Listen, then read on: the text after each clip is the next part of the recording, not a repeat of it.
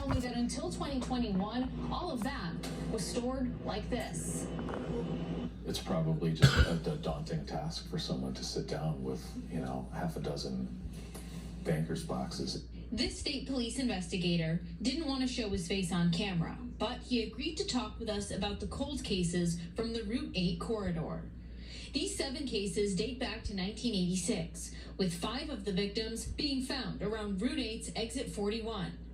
2021 is an important year for state police record keeping, as it was the same year 20-year-old Brianna Beam was found dead.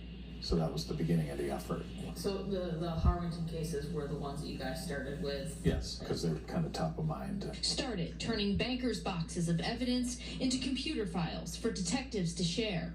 It takes 15 or 20,000 page case file, and now we have it into a file that's now searchable. An upgrade coming at a critical time as families grow impatient.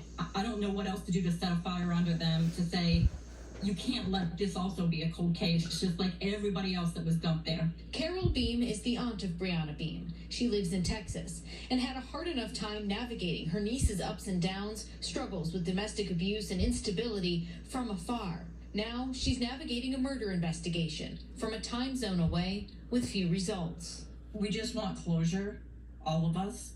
We just want to know what actually happened.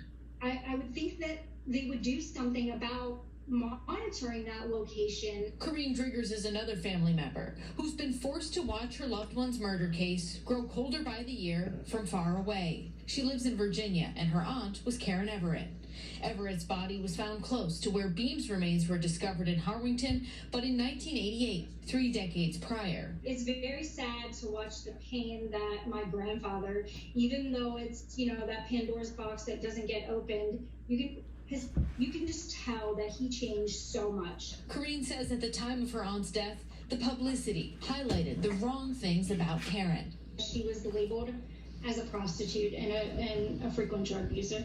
A broad strokes approach that families of the modern cold case victims feel is hurting their loved ones' cases. I think that sometimes the articles that you read in the newspaper are like, this is just some girl that doesn't have a family who cares about her.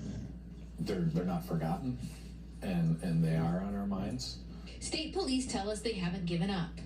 In the case files from the 1989 murder of Mildred Alvarado, we found updates from 2008 of investigators sending old evidence to modern labs. They've also tried a different tactic to see if one of the killers is already behind bars for a different crime. Generate these through the Chief State's Attorney's Office, these cold case playing cards that are distributed throughout the different correctional facilities. Though they've investigated this area for years, all that's come out of it is a reputation for being a dumping ground. Their first instinct or inclination to me is that this was just another body that was dropped in an area that other bodies have been dropped. We're taking a deeper dive into these cases from the Route 8 corridor, coming up in a half-hour special, The Dumping Grounds, dedicated to investigating what police know about these murders and what the families want to see change. In Harwington, Audrey Russo, Channel 3 Eyewitness News.